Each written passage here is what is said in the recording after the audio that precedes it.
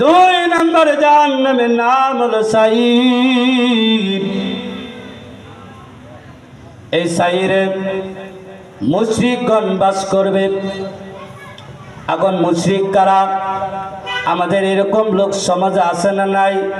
এটা দেখার এবং এটা চিনার উপায় আমাদের শোনার দরকার আছে না নাই? আছে?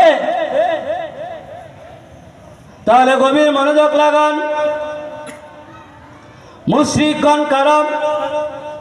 মুশরিকগণ সবসময় আল্লাহ তাআলার সঙ্গে শরীক করবে। মুশরিকগণ কারা? যারা কোরআনকে অপমান করবে, আল্লাহকে নিয়ে কটূক্তি করবে, কোরআনকে নিয়ে কটূক্তি করবে, ইসলামকে নিয়ে কটূক্তি করবে। কয়েকদিন আগে এক শিল্পী বা আবুল সরকার নাকি এক বাউল শিল্পী, সে কোরআনকে নিয়ে কটূক্তি করেছে, প্লাস আল্লাহ তাআলাকে নিয়েও কটূক্তি করেছে। পাশেই ছিল একটি মাদ্রাসার ছাত্র শিক্ষক, তাদেরকে বাধা দিয়ে তাদেরকে ওখান থেকে ছত্রভঙ্গ করে দিয়েছে। এই বিষয়টা নিয়ে কিছু রাজনীতি কুলাঙ্গার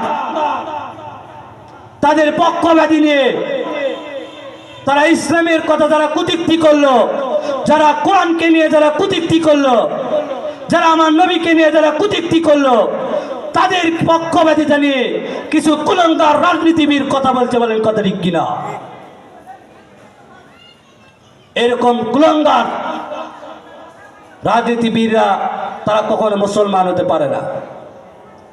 কারণ যে মুসলমান, তার অন্তরে আঘাত লাগবে যখন আমার আল্লাহ নিয়ে কটূক্তি করবে। যে মুসলমান, তার অন্তরে আঘাত লাগবে যখন কোরআনকে নিয়ে কটূক্তি করবে। যে মুসলমান, তার আঘাত লাগবে যখন সে ধর্ম ইসলামকে নিয়ে কটূক্তি করবে। কথা ঠিক কিনা? যারা এইরকম রাজনীতিবিদ যারা তাদের পক্ষ নিয়ে কথা বলল, তারা কখনো মুসলমান হতে পারে না, তারা মুশরিক মুশরিক মুশরিক। কথা ঠিক কিনা? এই ধরনের মুশরিকগণ দুই নাম্বার সাঈর নামক জাহান্নামে বসবাস করবেন। বলেন সুবহানাল্লাহ।